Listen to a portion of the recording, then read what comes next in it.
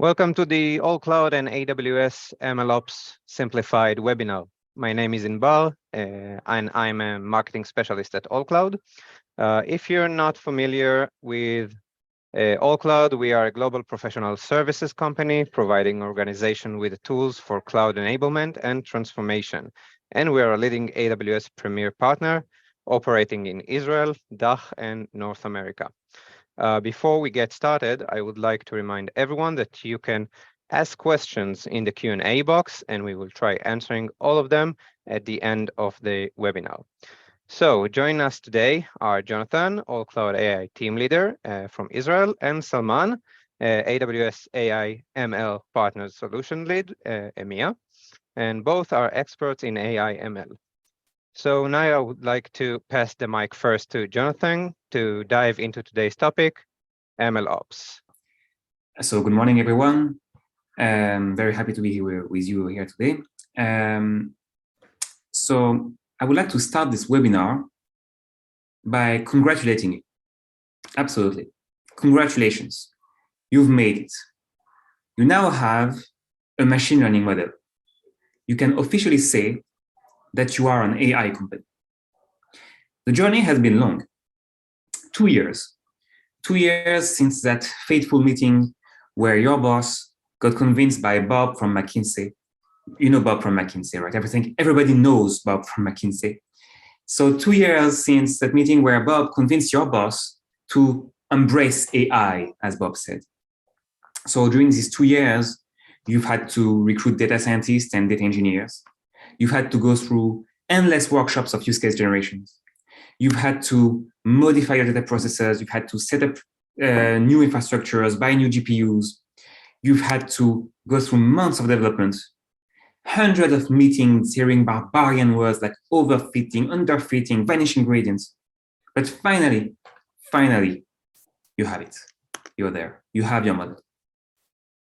And yet, when your boss calls you in his office and tells you, listen, we have a small problem, the market has changed a little bit, and we will need to adapt our model to the new realities of the market. How long would it take you to adapt the model to predict something slightly different than the thing it's predicting right now?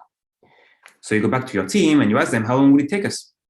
And they tell you, well, we have a few problems. First, the main data scientist who was leading the previous project has left the company, and no one is able to read his code. And that's for people who are able to access it because he didn't share it properly. The GPU that we had for the previous use case was great, but for this new model, well, we might need a bigger one. So we might need to buy a bigger one.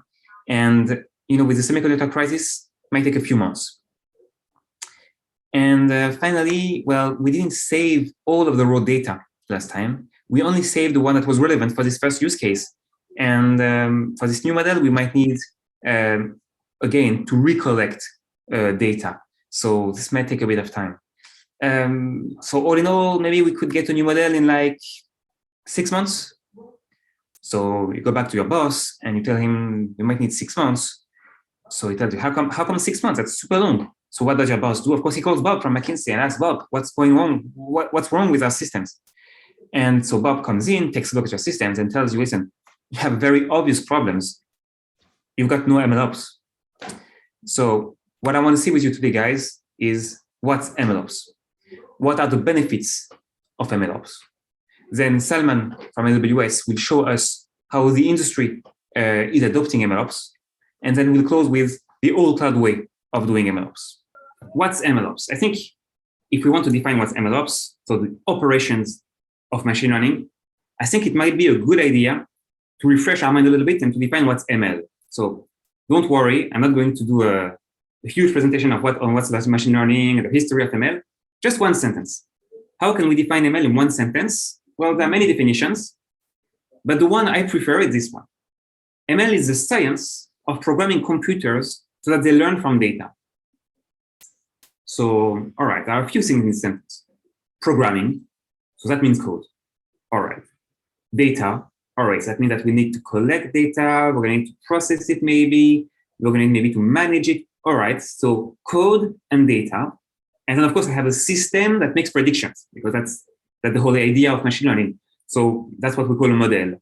So, all right, so there's three things: code, a model, and data. So when we hear people talk about MLOps, I think most of the time they mean, we can hear also CI/CD for ML. So CI/CD for ML, that means CI/CD for code. As we said, there are three things. All right, CI/CD for code, I think we know how to do it. We know very well how to do it. The best practices are very, very well established. We know very well how to do CI/CD for code. CI/CD for the model, that's a bit more complex. What does it mean? It means we're going to monitor the model. Of course, if we have something that makes predictions, it needs to be a certain level of performance. So we're going to monitor it regularly to check that it's required at the required level of performance. Okay, so that means an additional layer of complexity. And then we said data. And that's CI/CD for data, that's a lot less obvious. What does it mean exactly? That means we need to manage it, we need to version it, we need to see, all right, data that comes in, data that comes out. All right, what does it mean exactly? That's maybe the biggest challenge in the industry right now, is to know how to manage your data, and we'll talk about it a bit more. All right, so MLOps, we're like starting to get an idea that it means having a CI/CD solution for code, for the model, and for data. All right, when we talk about ML, I think most people only focus on the code. They think, all right, ML, it's an algorithm, it's mathematics, it's science, there's code. What they don't see is that very famous slide, of course, coming from Google from a few years ago. An ML system is all of this. It's not just a small black box of code. It's also, how do you collect the data? How do you check it? How do you extract features? How do you serve your model? How do you manage the whole infrastructure? So an ML system is all of this.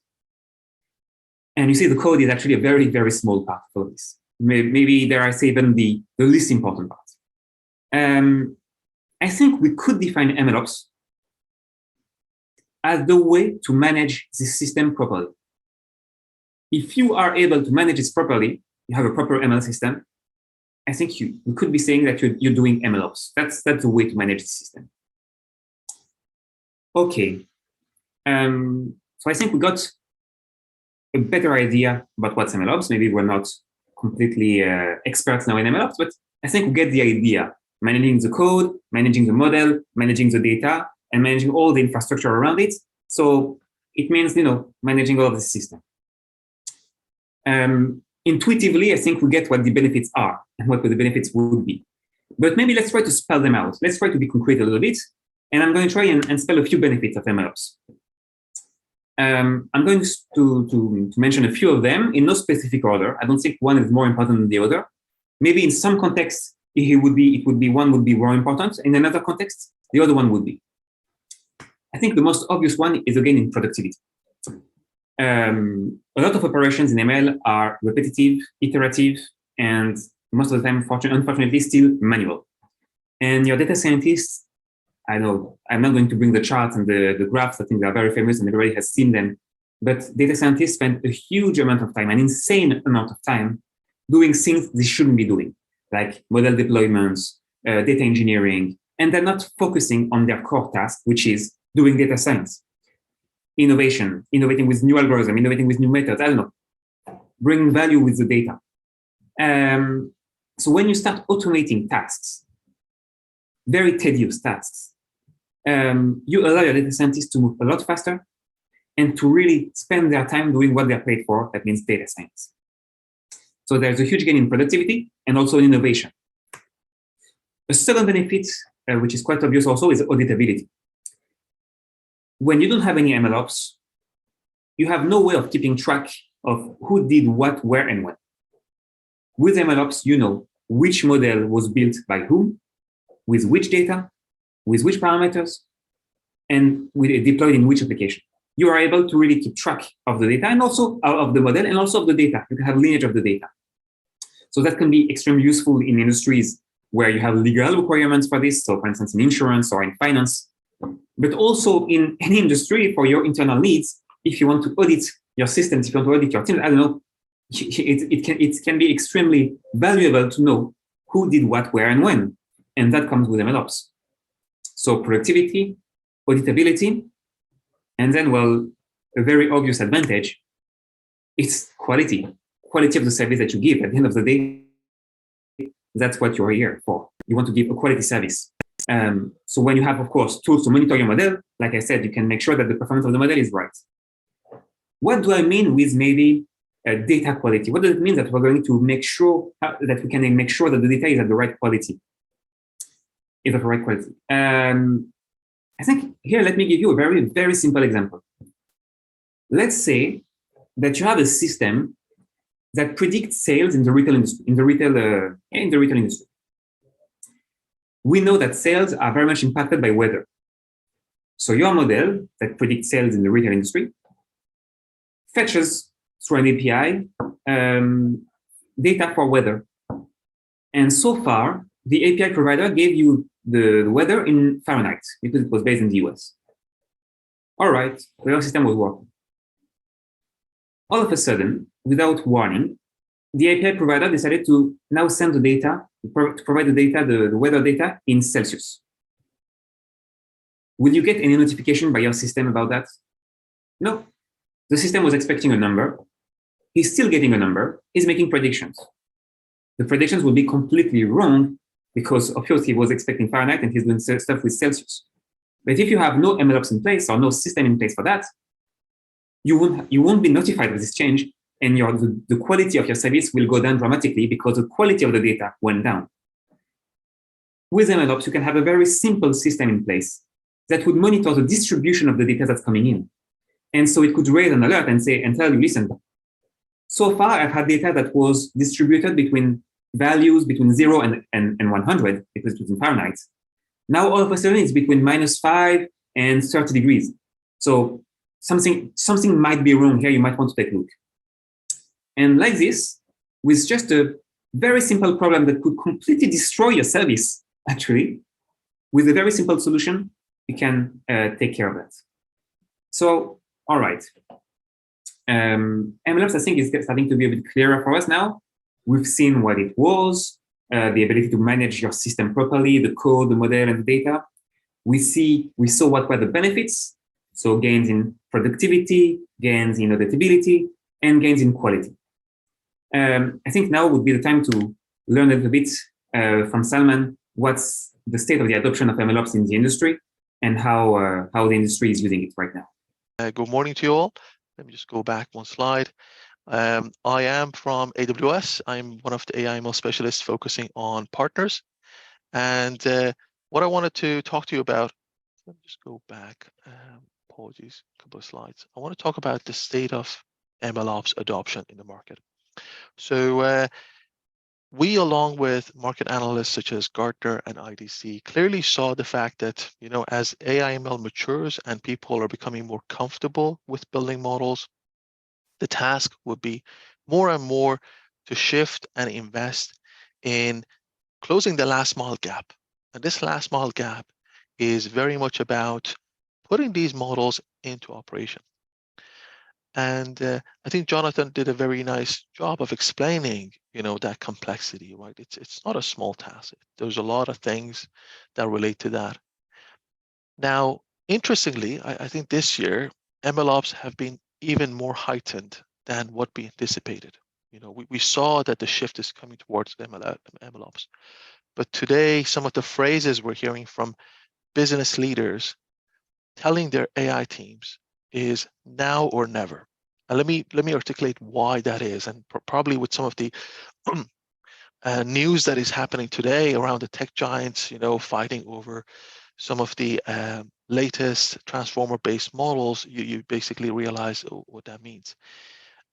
Where there's been a lot of investment in R&D, looking at AI/MLs and their performance and improving those. Today, with the whole climate of recession and the markets, there is ever increasing need to put these into production and realize the business value. So the speed to which these models become operationalized and generate business value for organizations is extremely important.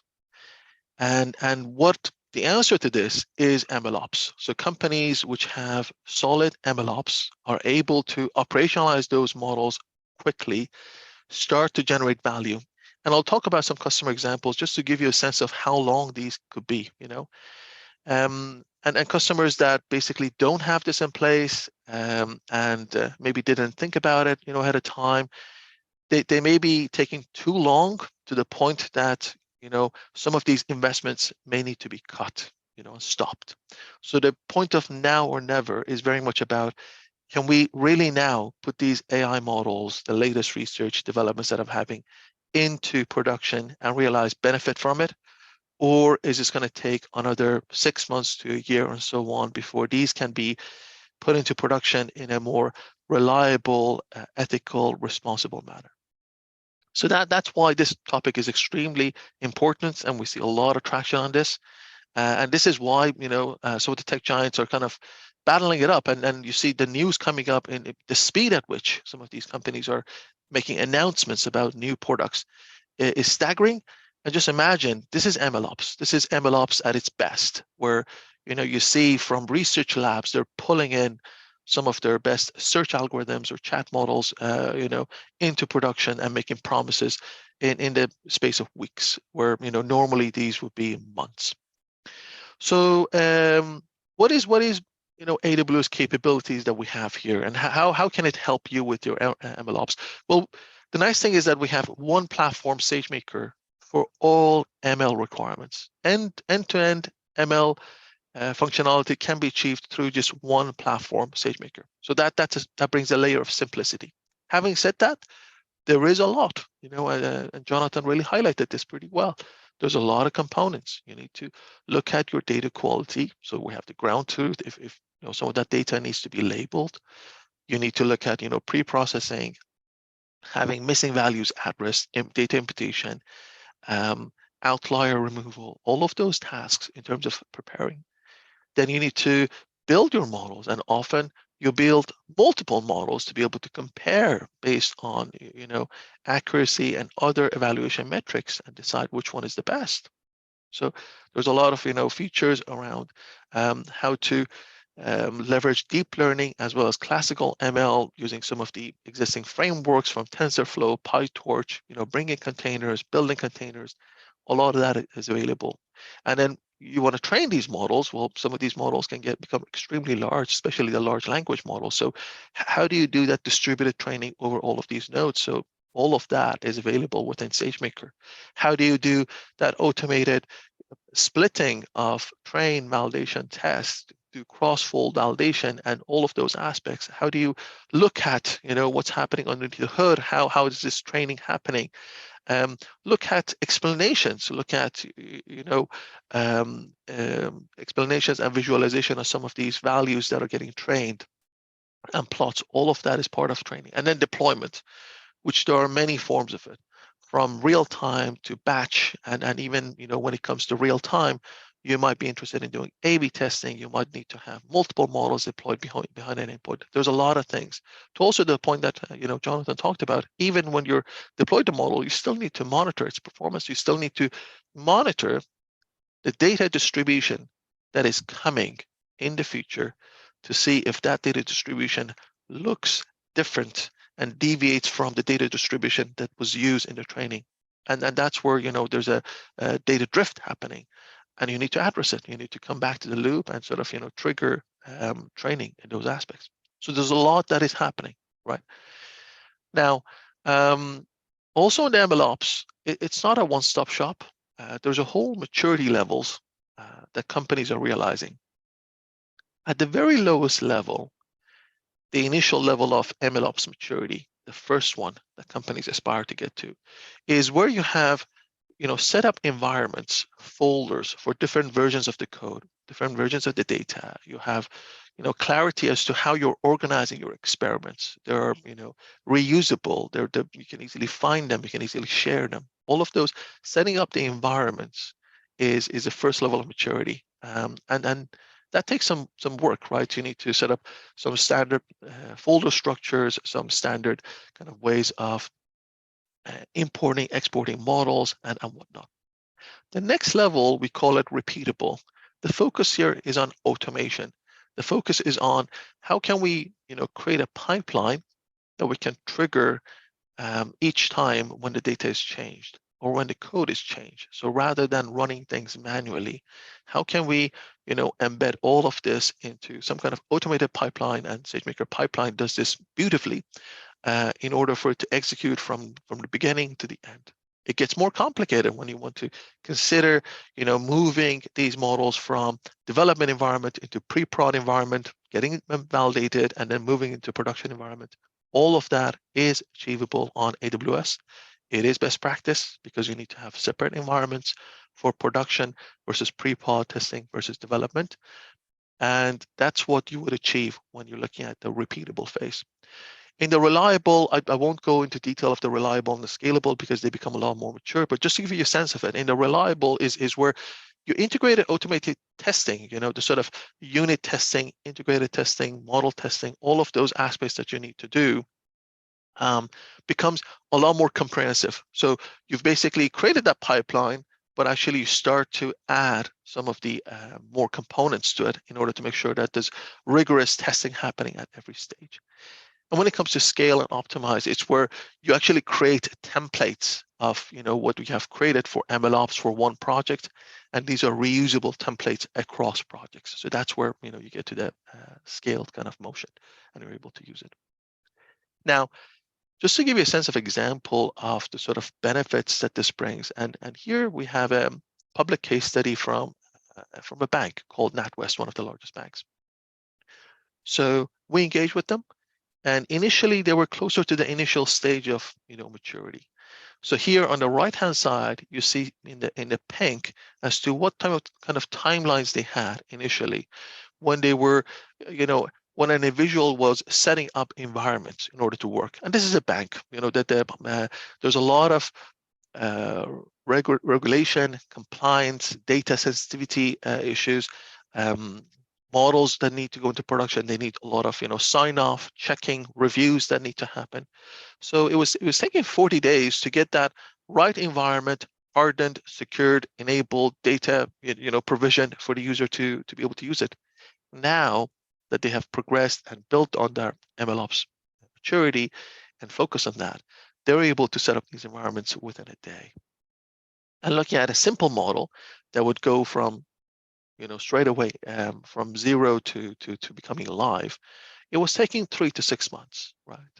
And there's a lot of things, if you've worked in a bank, that would need to happen for a model. It's not just technical. There's a lot of compliance checks, reviews, data security, authentication, data sensitivity, PII data, and whatnot. So 3 to 6 months. Now it happens in less than 2 weeks. And if you look at the grand scale of looking at how long did it take for them to incept an idea, right, and start working on it from R&D feasibility all the way to bring into production, this was on the scale of a year, minimum. And now it's come down to 3 months, which shows that, the speed at which they can innovate and realize value.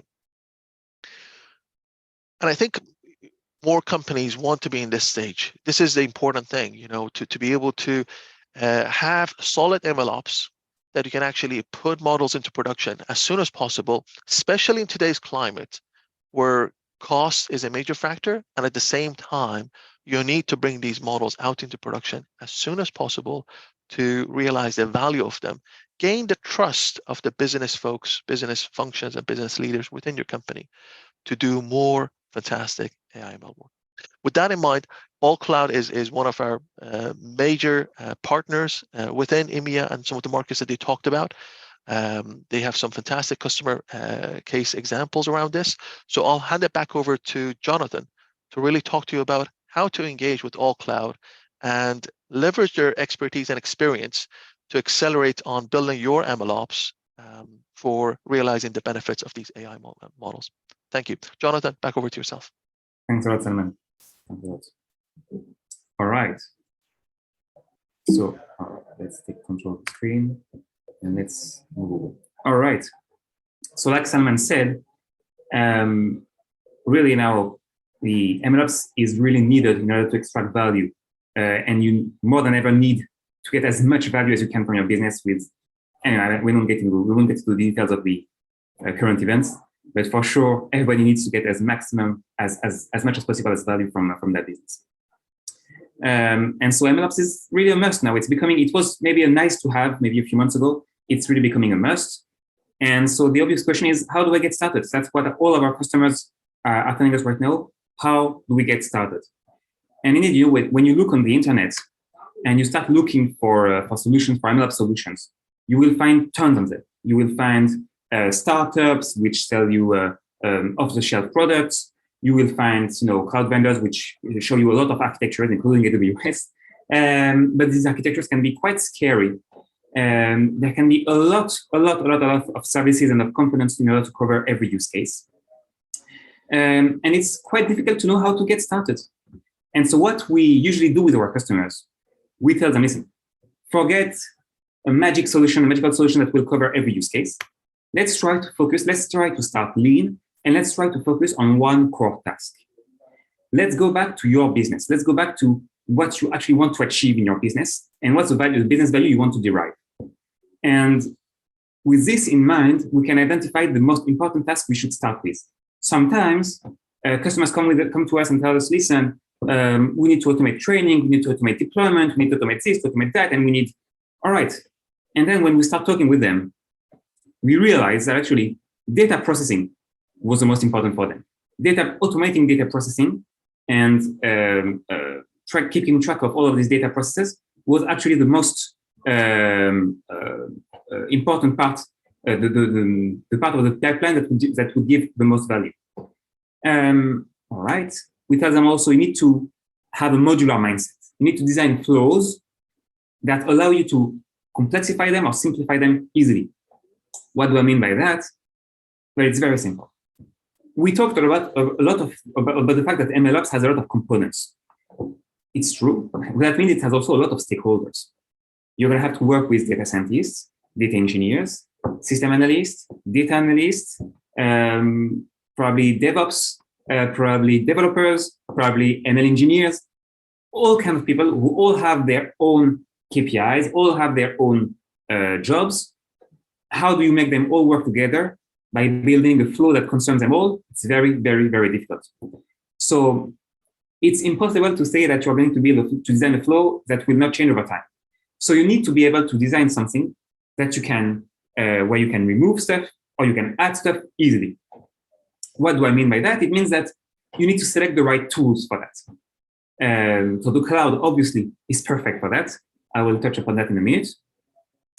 And as much as possible, we try to use serverless tools because we do not want to be constrained by machines and by infrastructure.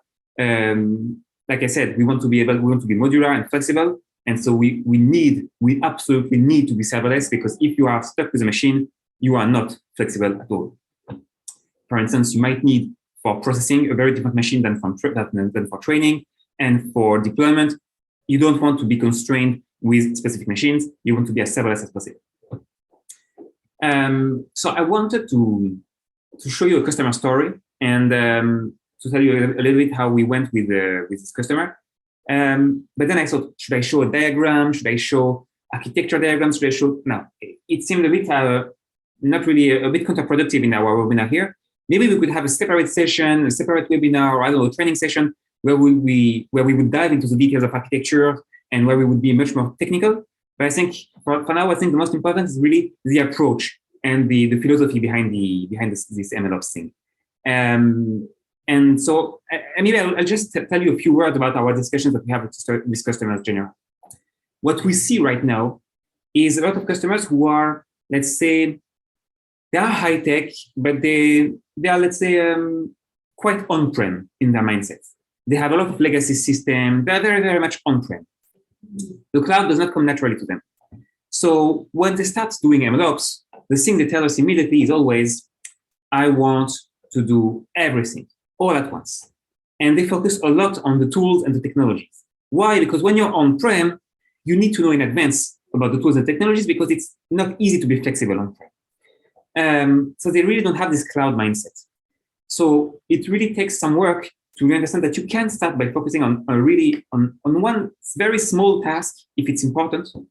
And then naturally, by focusing on the business need only and not on the tool or the technology, because that's secondary. The cloud should give you the confidence of knowing that no matter what your situation, you will find the right tool and the right solution to your need.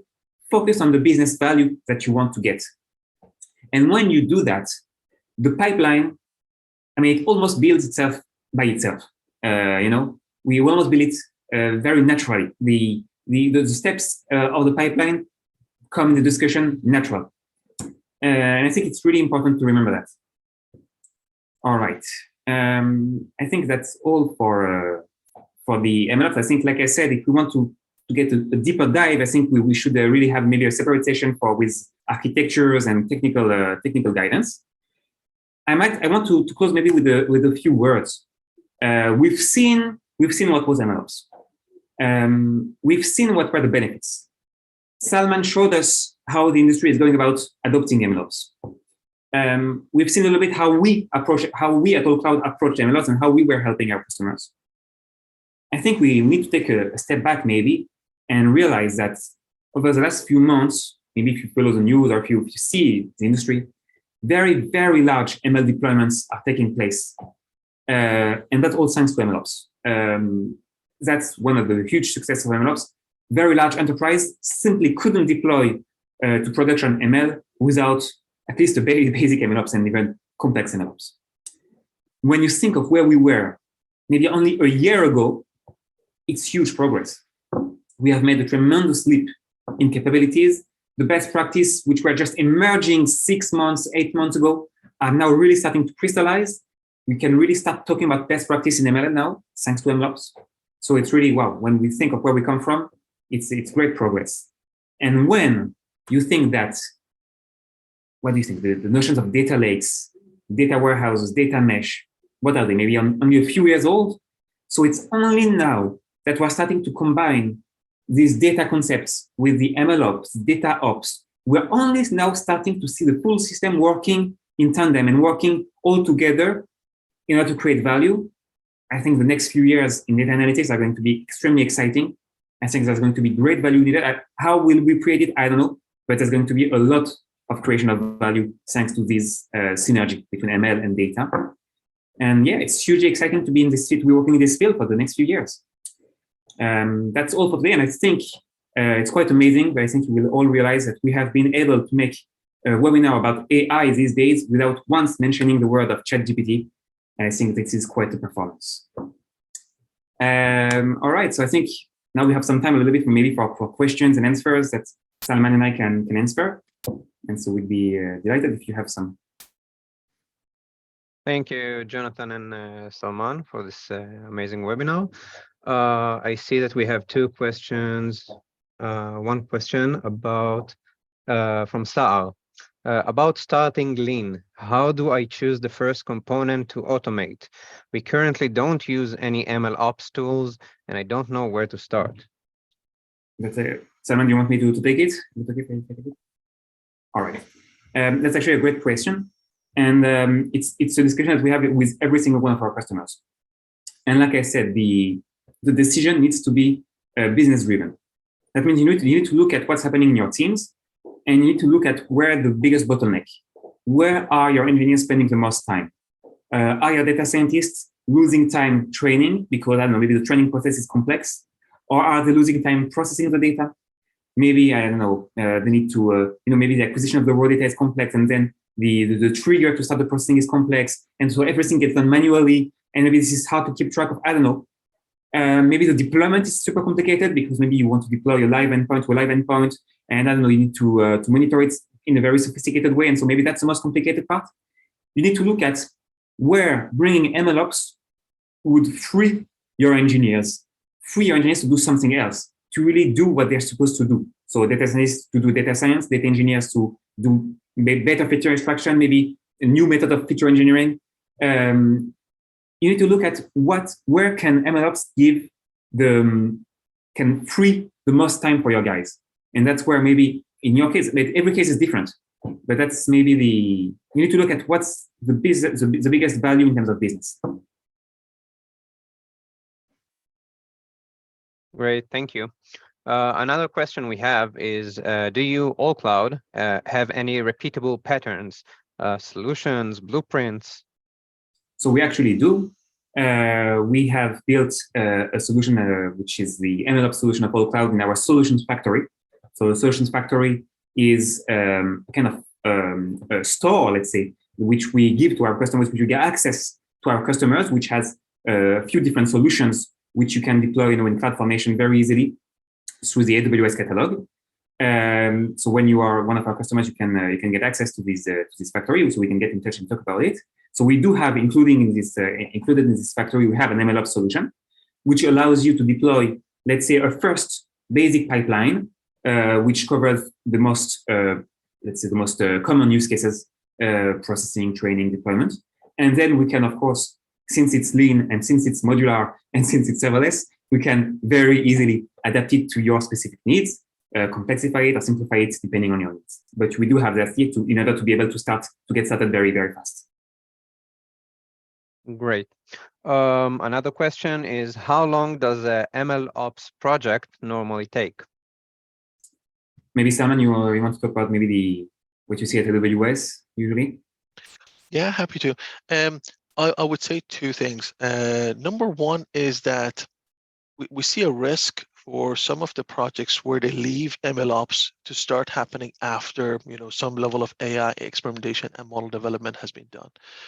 I'll tell you what the risk is, and this is some experience that you guys can make sure you avoid the pitfall. If AI/ML has been done without MLOps at the beginning, then suddenly people start refactoring that code in order to become MLOps friendly for putting it into production and making the whole process more automatable. Refactoring comes with risks because a piece of code that has been developed, highly tested, needs to be rewritten in a certain way to fulfill the requirements of the MLOps pipeline. So my recommendation is, first, don't leave it too late. Start as early as possible with your AI development, hand in hand, so that when you're developing that AI model, you're also making sure that it's MLOps friendly and compatible. And secondly, in terms of how long does it take, well, it depends on the type of project, right? Even for data science and AI projects, it could vary from anything from, if it's a simple one, from 1 month, right? It's a simple project, simple kind of model that it wants to go into production, all the way to 9 months or so.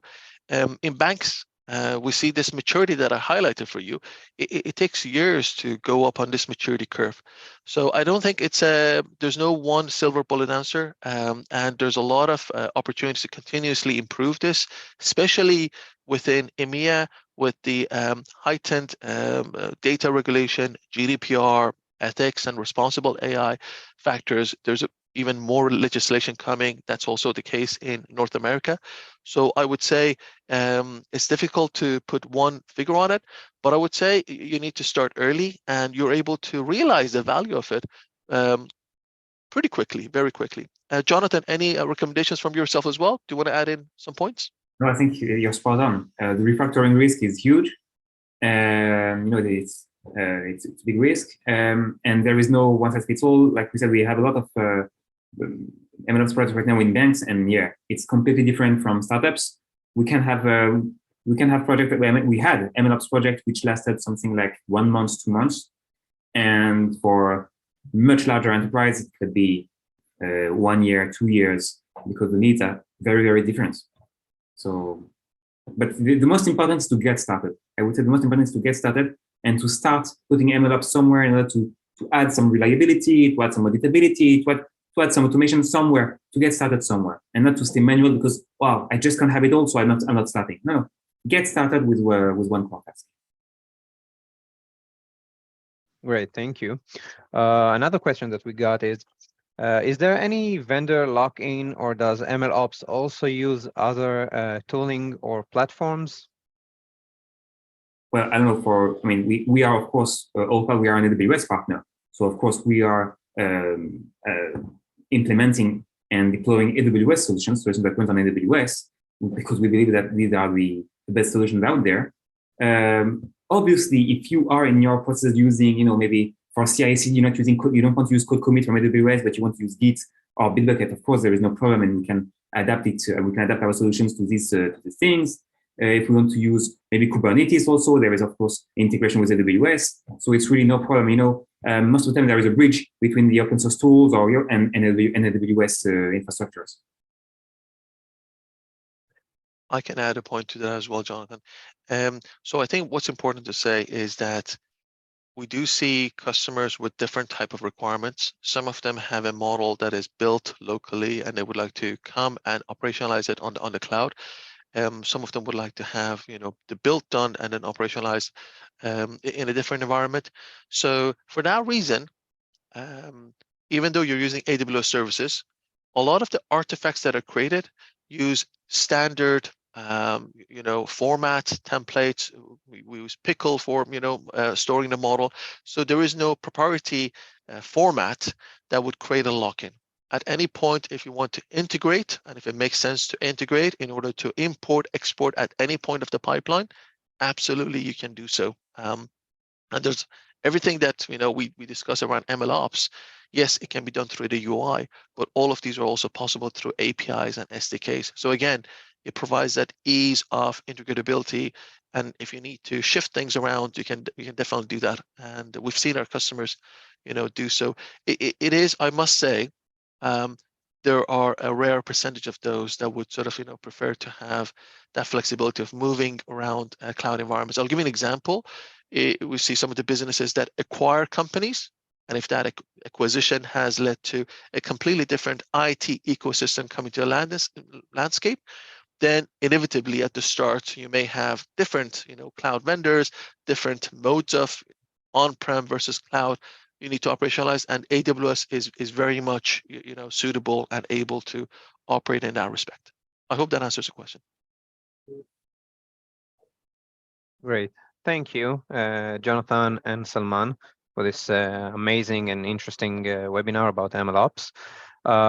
Everyone, thank you for joining as well. If you have any further questions, reach out to us via email, and don't forget to follow us on social networks.